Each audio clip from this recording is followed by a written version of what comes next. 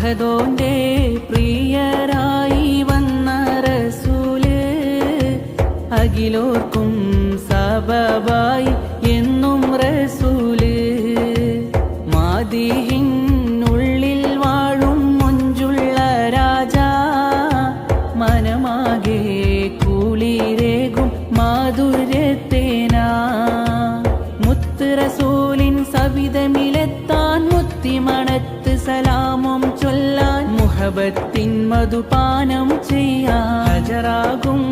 ഹൃദയത്തിൽ തെളിവേകിടാൻ ഹറജാകും റസൂലിന്റെ അരികിലെത്താൻ